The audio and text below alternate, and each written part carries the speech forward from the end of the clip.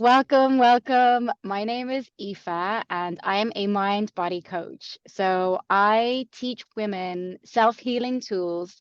I mostly work with highly sensitive women, and I teach them how to heal themselves from chronic pain, chronic illness, anxiety, and depression.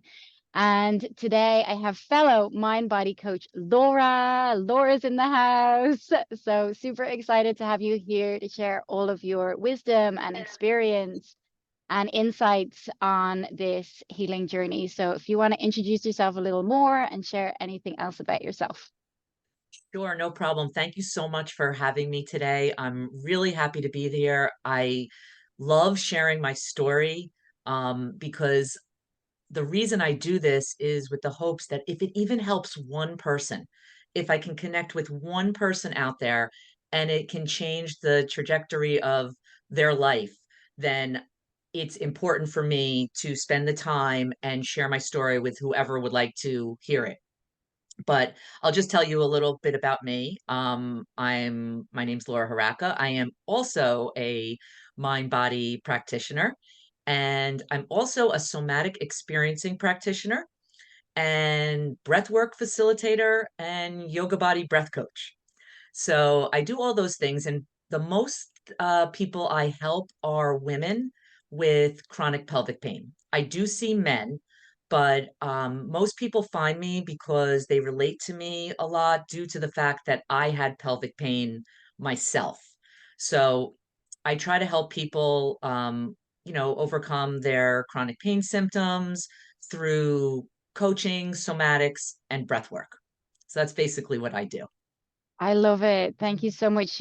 It's so amazing to chat to. Each practitioner has just different tools. It's always the same essence, always Yes. the exact same essence, but we just bring a different flair, different tools, different things that we love to do, and that resonates with different people. So, and I love what you shared. I often do that too, and I'm like, should I make a video? Should I do this? And I think if one person hears this and it helps that person today, let's do it. So yeah, before I hit record, we were having a lot of laughs about clubbing in Barcelona. Laura was telling me she was in a club till 3 a.m. and when she was getting on a flight at 7 a.m.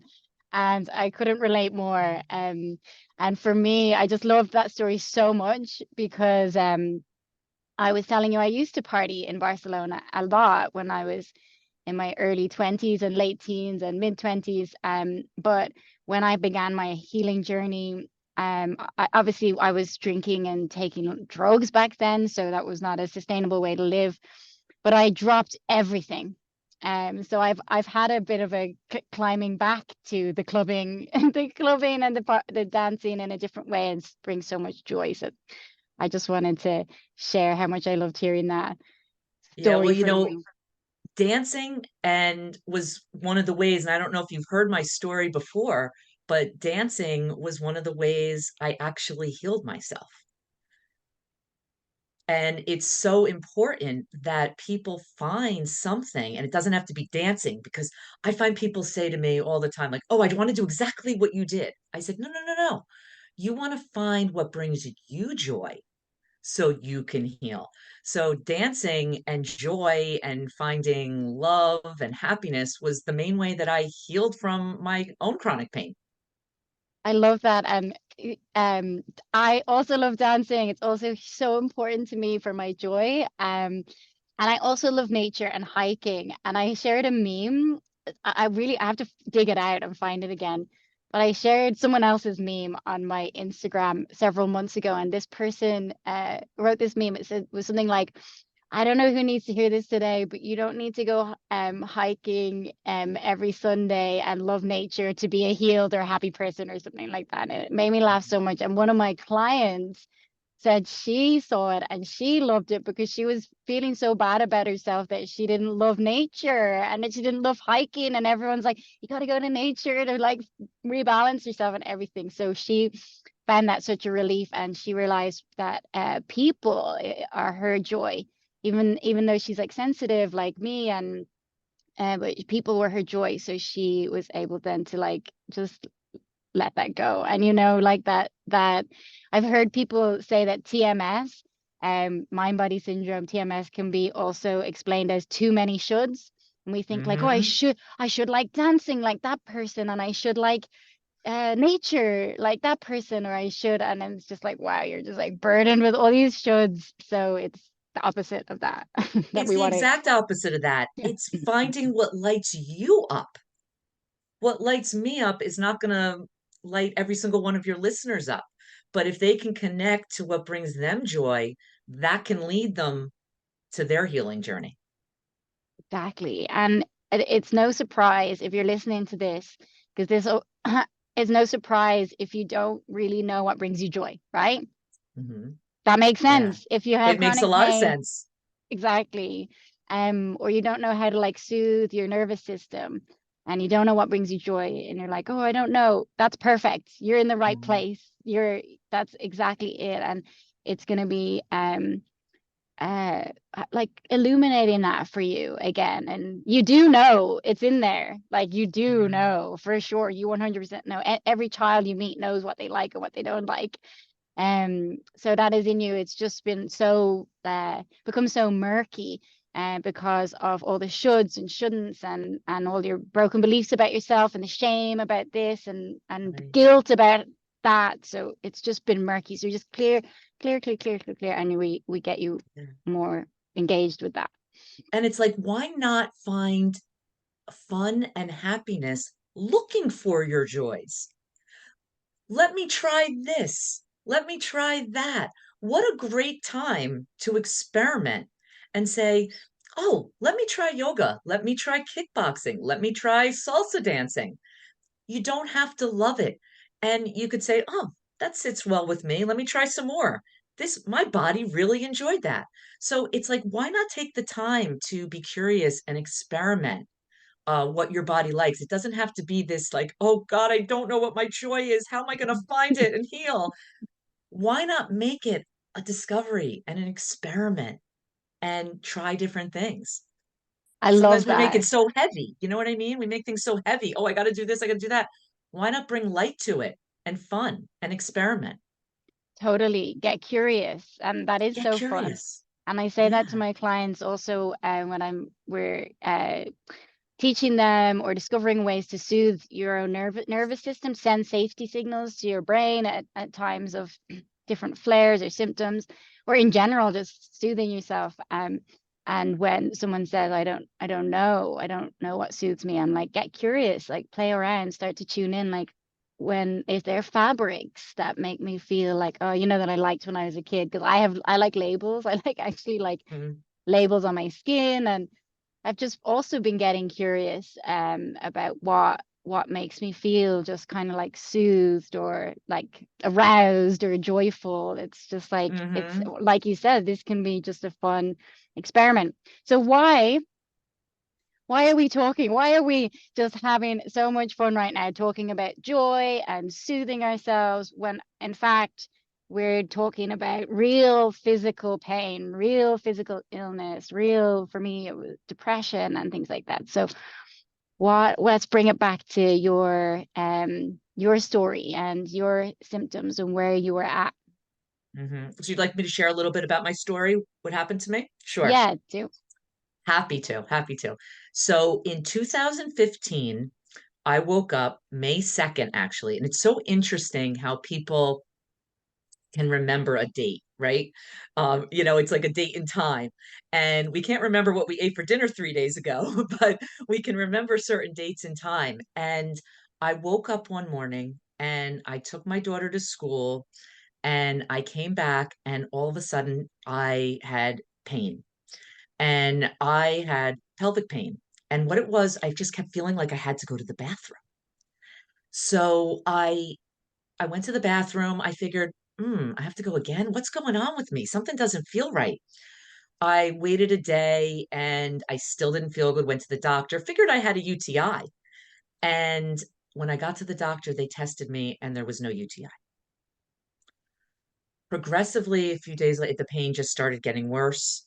I didn't understand what was happening. And I'll be honest with you, I've just started coming out and telling people publicly what I was diagnosed with. because pelvic pain is such a hard thing to talk about. And the reason I do this is because it's such a hard thing to talk about. I want other women to be able to share their story, um, and come out and get help because there is help available. So I had something called PGAD. I don't know if you've ever heard of it. No, I Okay. never have. No. Okay. So it's persistent genital arousal disorder. Okay, so I had bladder syndrome, but all the Mm. symptoms you're describing, I just didn't hear what you that I can't remember what it is, but what you said. Yeah, and mine was called bladder syndrome, but everything you're describing is the same. So continue. Exactly. So what happens with the PGAD is you feel this sense of arousal in your body without any sexual stimulation. So it's very scary to feel that. When you're not getting like sexually aroused or stimulated from anything. And what happens is it can show up with some urethral pain, urethral burning. It can show up with urgency in the bladder, frequency, pressure. But I remember I went into the bathtub because I didn't know what to do.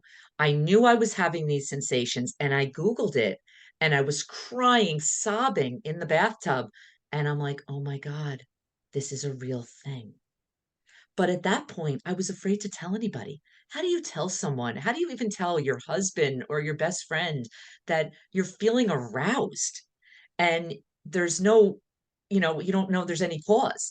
So I decided to finally, because I was so uncomfortable, go to the doctors and they did cystoscopies and urodynamic studies. And if you've had bladder pain and things, you're probably familiar with these same tests that they did, and they're really invasive. They're not comfortable to have done, so it's not an easy thing to go through. And when I've had those tests done, they really came back with nothing. And I was like, there's got to be something.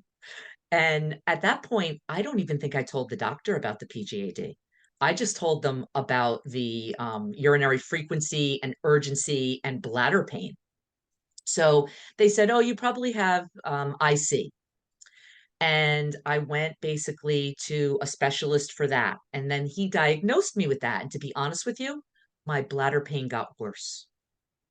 As soon as I got the diagnosis, my bladder pain got completely worse. I would eat foods and I would be sitting in a corner like my bladder would hurt, literally. So I had bladder installations done. I don't know if you've had that too, but they catheterized me and did these bladder installations. And I was traveling basically to this one doctor an hour and a half every week to have the bladder installations done. They weren't working. So had the nurse show me how to do the bladder installations on my own because they thought if I did more of them more frequently, then it would help my bladder. So I learned how to catheterize myself, which was an awful, awful thing to have to do, I will tell you. And it was in the beginning, it was really hard. I remember just going, it was in my bedroom and I needed privacy. And I spent 3 hours sitting there trying to do it correctly and just sweating and crying.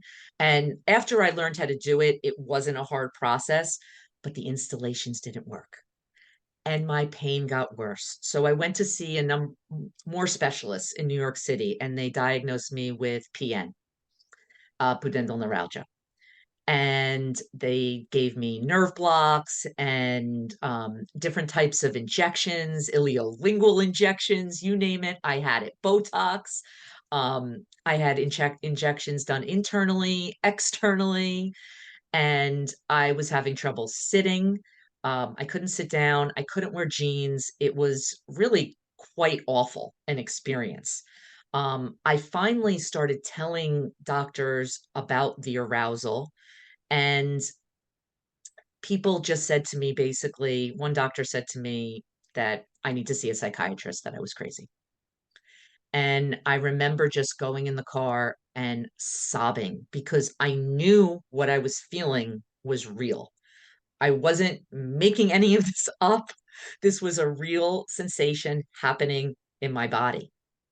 So I went to doctors all over. I was even diagnosed with pelvic congestion syndrome, and which, if you don't know what that is, it is varicose veins all throughout my pelvis.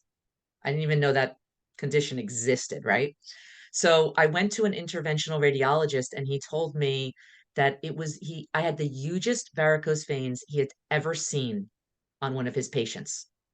And I went to a pretty well-known hospital in New York City, so they see a lot of people here. It's not like I went to this little hospital, you know what I mean?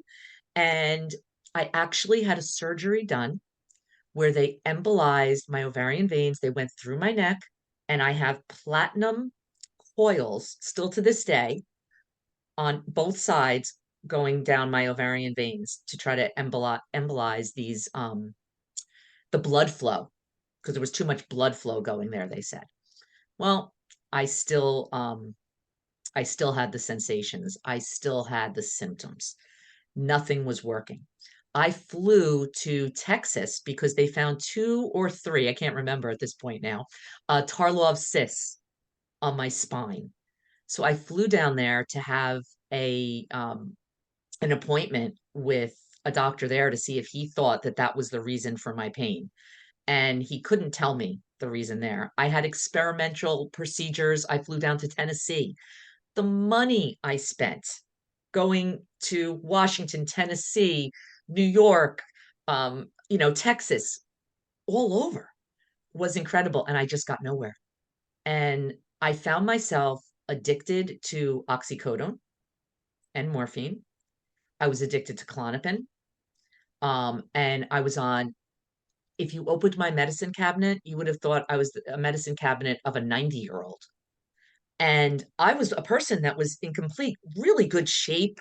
I was healthy. I ate healthy. I ran. Like I just would never have thought my life would have turned like that. So I went into a major depression, anxiety. It was just a really scary time of my life. And I lost the hardest part was that I lost the connection with my children at the time and that they suffered quite a bit. And I could just get emotional even still talking about it right now because it's had an impact on them, and that was in 2015, and now they're older now, and they see a new mom, which is nice, a mom that now changed her life around and healed. Um, So that's where I would that's basically my story where I was. And then I found healing, which was remarkable. And that was the best thing I ever did was turn excuse me. can I just say, Yeah, go ahead. just a few reflections. First of all, thank you for being so open. Thank you for sharing so openly. And I know so many people will appreciate that journey that you're describing. I felt so squeamish listening to all the procedures, so invasive that you went through, and just the constant jumping to the next thing and having lots of those diagnoses that I haven't even heard of. Like God, we're all so resilient. You're so resilient to have gone through that and to kept looking and kept searching. And also like what an incredible mother to be, like to demonstrate such transformation and to now have these tools to like pass down to your kids. So yeah, I just thank you. I've just really appreciated listening so far to all of your journey. So then, Thank you. yeah, so So then you had a moment. Tell us about a moment. I had a major moment. So I met this woman. Her name is Caitlin Peterson, and I still see her today. And she's great because I believe in a maintenance program. I tell all my clients to have a maintenance program. So people say, "Why do you still see someone if you're not in pain?" I said, "Because I believe in maintenance." So I went to see this woman and I confided in her what I had. She's a hypnotherapist in New Jersey. And a social worker, and I went to see her, and I was in bad shape, like really bad shape at the time. And I saw her for probably about a month, and she realized how, fragile I was. And I would wait for her outside of her office. And I'd be the first appointment usually. And there was this long hallway going down to her office. So I would get there before her. And this story is so important because this is when it all changed for me. So one day I see her peek down the hallway and she sees me sitting there and I see her bump back real quick. And all of a sudden, I hear music blasting, playing. And this woman starts dancing down this long hallway, just dancing, letting it all go, dancing down this hallway. And I'm looking up and I'm in pain and I'm like, do I laugh? Do I smile? What do I do with this? And I'm just looking and looking, and she dances down the hallway. And she goes, "Hi, how are you?" And we go into her office and we have our session. I think nothing of it. So now she does this every single time for about 2 to 3 months. 2 to 3 months. So I'm like, I don't know why she's doing this because I am not even giving her much of a reaction. But I will be honest with you. I went there early to make sure I got there before her so that I could see her dance down this hallway. Because for some reason, it was giving me some kind of joy. And I thought, wow, this lady really cares about me. And she really is pulling out all the stops in order to help me. So her birthday was coming up. And I knew it was going to be her birthday was coming up in 3 months. And I don't know how I found that out, but we just started talking about it one day. So I got this idea that I was going to learn the to do a dance for her birthday. So I said to my girls, I said, Anna M, I go, you got to help me. I said, I want to do a dance for Caitlin. I said, she's really trying to help me. And I'm really not good at like these step kind of dances. So I said, I really need you to help me. So we found a Mandisa song, and I think it was Overcomer or something like that. And we found the steps, and every single day, Anna and Emily helped me practice and learn the steps to this song. Now, I've told you I love to dance. That doesn't mean I'm a good dancer. So that's why it took me 3 months to literally practice the dance. And my plan was on her birthday to dance down that same hallway for her. So the cool thing was during the process, as I was learning the steps, as I was learning the dance over this 3 month period, my symptoms started to fade away. And I was like, oh my God. And I had no idea what my body was at this point in time. No idea that this world even existed. So that was like my first glimmer. That was like my first aha moment. And that's when I realized there is something more to my pain than this being physical.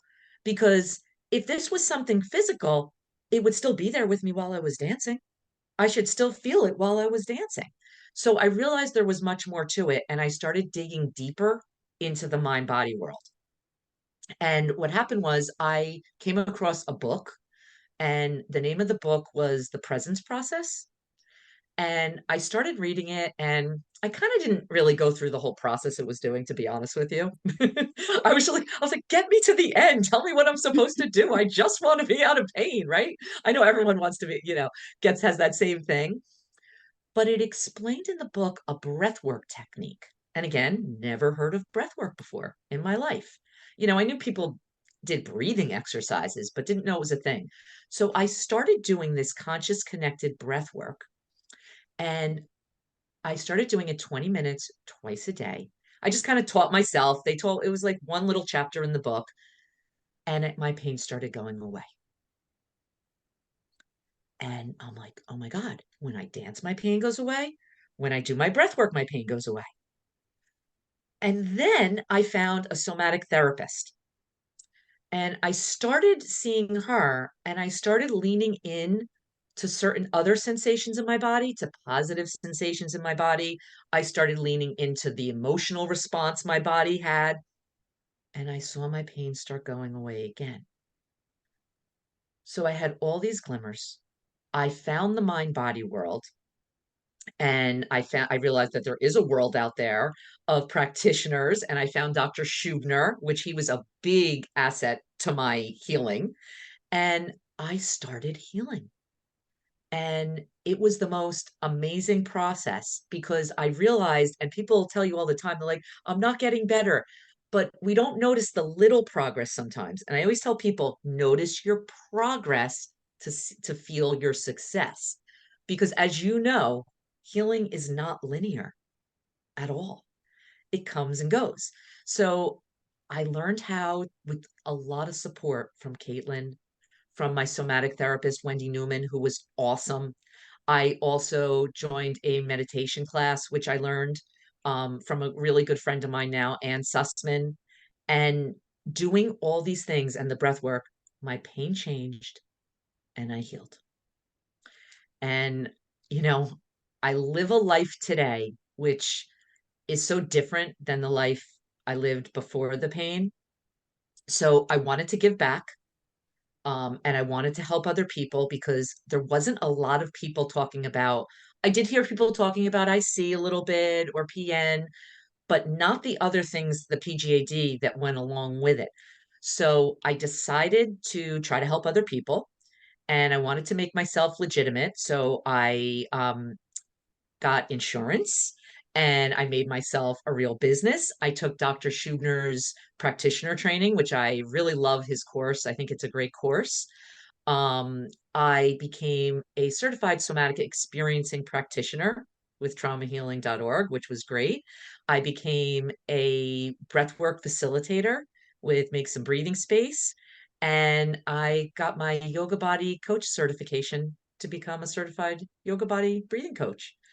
And now I see people one on one for coaching. I teach breath work once a month online, which I find to be just so transformative. And I do somatic sessions with people and run some courses now for my yoga body breath work and some group coaching that I'm going to start. So I just decided to change my whole life around and give back and do something, good to help other people as much as I can. I love it. I love it so much. And going back to what you were sharing about, you had this glimmer. And Yeah. I've been getting my clients to do a glimmer report. And they were like, what's the Yes. difference between a glimmer and a win? And I was like, well, I think that a win can sometimes feel like a bit too much pressure. Like you feel like a win is like maybe like getting back to work or, you know, or having a pain-free day, or I don't know, maybe a win can feel a little bit much, but a glimmer is a moment.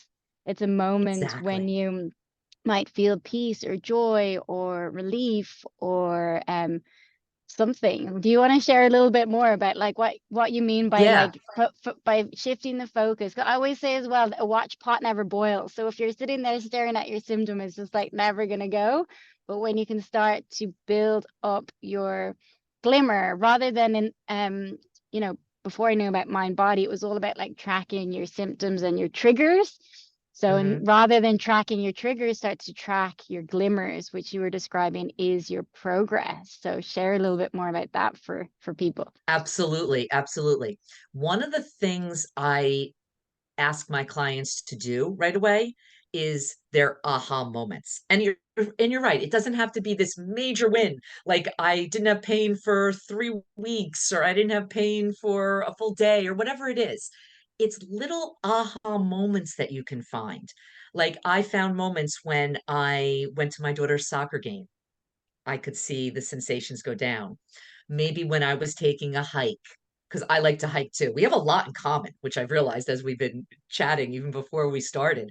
Um, I could see my sensations go down. And I started having all these aha moments, even in my meditation class. The room behind me, I don't know if you can see much of it or not, but it used to be my exercise room because I used to love to exercise. I still do. And I decided to clear the whole thing out and make it a meditation room. So one day I just got some cheap furniture and I started putting it together. And as I was reading the directions and putting the furniture together, I had another aha moment. My pain went down. So once I started just doing something, putting my brain in another direction, I was creating this new neural pathway for myself. And I started to say, okay, I'm doing this with things I love. It's happening when I love doing things. So I said, let me start doing more things I love doing and finding joy.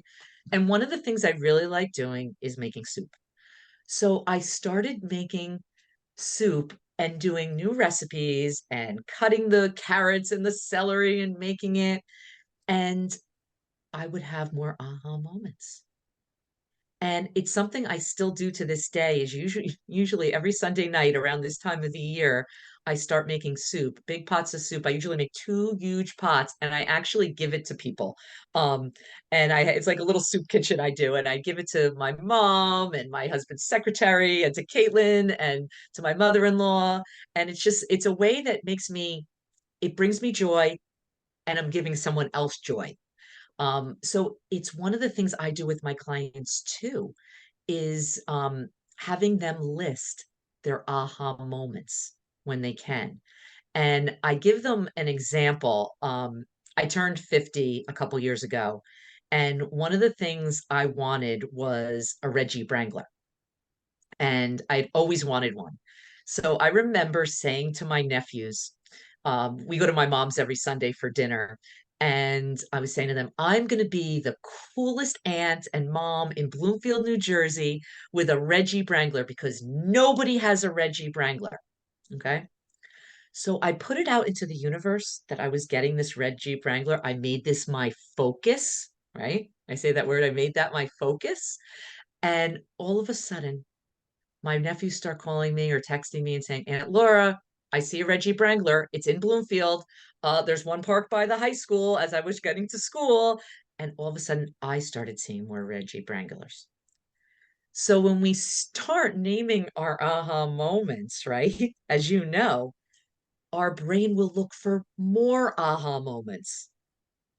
And so it's one of the best things you can do is start naming your aha moments because more of them will come. And that's what we want. And so it's the same thing with our pain. When we start naming our pain-free moments or more aha moments with that, we're going to get more. I love that. And I take it a Reggie Brangler is a car. I A Jeep Wrangler. It's a Jeep. Okay. I didn't know. I was figuring that one out. But I love that. I love that example. And it's just true as well. Your brain, it's like a machine and it's energy. It's always going to be working and you can give it a focus. But the symptoms, they've you're not wrong for being so compelled and having so much focus on your symptom. Like they have been so distressing. Like, I mean, just listen to your Yeah. story, right? They've been so distressing. You've had not had the right information. The level of stress is then feeding the amount of focus that you've had on your symptom. And then, all the missed events in life, losing jobs, like all the emotional impact, the impact on Hmm. relationships. You're not wrong for having so much kind of energy invested in your symptoms at all. But then Yeah, of course. right? And then when you can get this new information and you can really kind of like you leave that world of being so confused. Of course, there'll be doubt and confusion and things will come up still, right?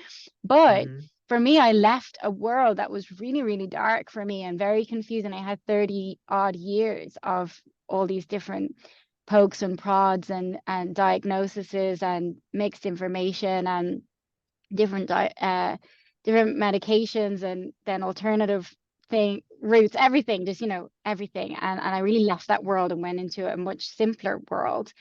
Um, but so yeah, I love what you were sharing. And also, like, I had a client who shared a glimmer a couple of weeks ago, and she said she laughed. She was in a shop where she works, and she said she laughed And I was so happy for her. Oh my God, I was so happy for her. She didn't laugh. She said, I can't remember. She said she hadn't laughed in years or a long time, or she didn't think she was ever going to laugh again. So even though maybe, and you probably don't have pain in that moment or anxiety in that moment when you're laughing so hard, but even if your symptom is still there, but you find yourself laughing, or I have clients whose partners spot them doing things like, oh, you've just been like sweeping for hours, you haven't swept in years because of your back pain, and they're like, oh, I didn't even notice. Sometimes the people around you will be reflecting these glimmers to you as well, things that you start doing that you haven't been doing before. um yeah, laughing, having these aha moments, that's really where it's all at. And I think it can be hard for people as well, because when we come from this place of like, really not feeling good enough, nothing is ever good enough, it can feel like that with the results that you're getting as well, I'm sure.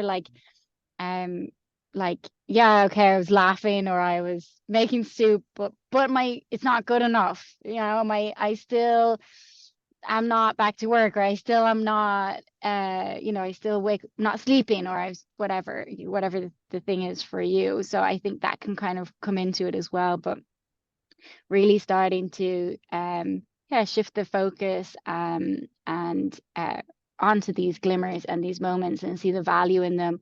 And then it's like rinse and repeat, and just building more and more of these moments. And as the side effect, if you want, the side effect then is that you will start to come out of a state of chronic stress in Mhm. your nervous system connected to every nerve fiber in your body. So wherever you're in your body has been in pain or discomfort or dis-ease, it has a chance to heal, or to release or to resolve. Right.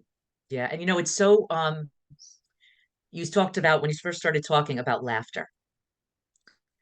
Laughter is really such the best medicine for anything. And one of the things, and you probably come up with the same things that I do with your clients.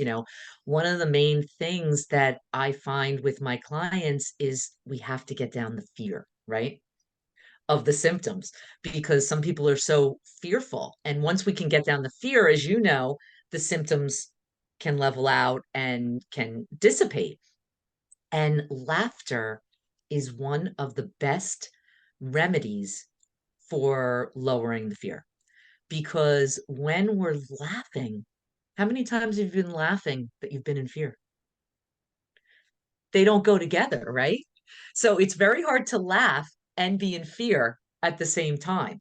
So one of the things that I did on a Friday night, I would remember sending my husband to the diner, and I don't know if you know him or not. He's a famous Italian comedian, Sebastian Maniscalco. I think I said his name right. So we would put him on TV, and I would watch him, because when you'd watch him, you're having joy, and you can't be laughing and have fear at the same time. So it's one of the other ways that really helped me heal. And this year ago, I think a year ago, as a little present to myself, me and my husband went and watched and got tickets to him and saw him live. So that was a kind of really I cool love it. experience. I Yeah. also I also like prescribe comedy to my clients. I'm like, so what Yep. comedian are you into? I can tell you a few. I love it. Laughter. It is such a good medicine. And it is all about also finding tools that reduce fear for you. And so Hmm. getting curious about what uh what different tools, like comedy is definitely one for me, but it's not going to be the same in every moment, right? At the moment Exactly.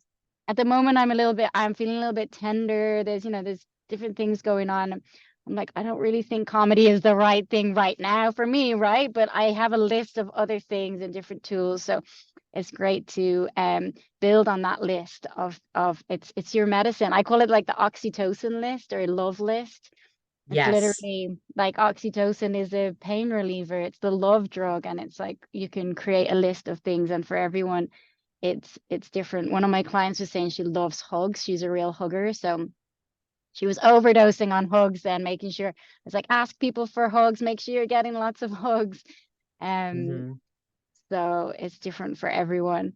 Yeah, and I And think so it's important what you said to have a list of those yeah, things, because when we're in that fight or flight, or we're in that, oh, this pain is coming back, or it's been, it's important because sometimes we can't think straight, to go to that list. What can I do? So what you're saying is really great, to have that oxytocin list for yourself. So maybe you can be like, oh, I can pick this, and let's see if that is good for me.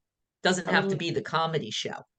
And I'm super lazy. Like I don't want to think. Like the less I have to think about anything, most of the time is best. So that's what I say. I say make this list, your oxytocin list, like 5 to 10 things that light you up, that turn you on, that make you, feel soothed, relaxed, you can get lost in. Put it on your fridge, put it on your mirror, and then so you don't have to think, just look at that list. What on that list can I do right now? Or what on that list can Hmm. I do today? And just keep doing it. And for one thing, I always tell people, but I love shopping. I love clothes. Me and my best friend, we always do like fancy dress. When we used to go clubbing, people thought we were going to fancy dress. People say, "Oh, what are you dressed up as?" We were just going out party. Um, so, but I obviously I wouldn't. I didn't have any money. I was sick or whatever, and I wasn't going shopping all the time. I'm not going shopping all the time, but I realized how much I loved it and I got lost in it. So now it's on my list, and no matter how little money or whatever is going on, I can walk down the street, go into some shops and get lost in the fabrics and the colors and ideas for outfits or presents for people or try things on. And that's on my love list as an activity. And like photo shoots, there's loads of things that I like doing now. But it's so funny for me to be so connected, see how connected I am now to like what I love. I remember sitting there when I first started hearing about all this, and I'm like, well, I knew I loved dancing and partying, but for me that meant dancing, partying, taking drugs. I was like, surely that's not like a joyful thing. And then it just took time for me to realize like I loved the connection, I loved the dancing, I loved the music, and I hadn't been doing any of that stuff. And I'm like, okay, it's starting to see I like these things. And then I got curious, like you said, and I start fumbling around in the world again, and seeing. And then the fun thing as well on that path for me was I found I really didn't like some things that I was probably going around doing because I thought I should. Like probably loads of people who don't like hiking or nature, and now they're like, great, I don't have to do that. Yeah, um right. right, I don't. So yeah, that was also, that's also such a huge part of the journey, isn't it, when you're coming back to yourself, is realizing that you want more of the things you love and less of the things that you feel that you're doing kind of like mindlessly or automatically without considering whether you really want to do this or not. And it doesn't mean that you go around and you never do anything you don't want to do again, right? Because we want to live in a Right. flexible world where we can coexist. Hmm. But at least acknowledging sometimes when I'm doing things, Yeah. and I'm like, I really don't like this. I don't like that I'm doing this. I don't like that I'm saying yes to this person, or I don't like, but I'm really acknowledging it for myself. And I'm like, right, well, what can you do in the future? Or else, can you say no? Can you change this in the future? Or else, um, like, oh, I'm doing this for another person because I care about that other person. Do you know what I mean? But I'm still Hmm. always Yes. acknowledging to myself, which is super important.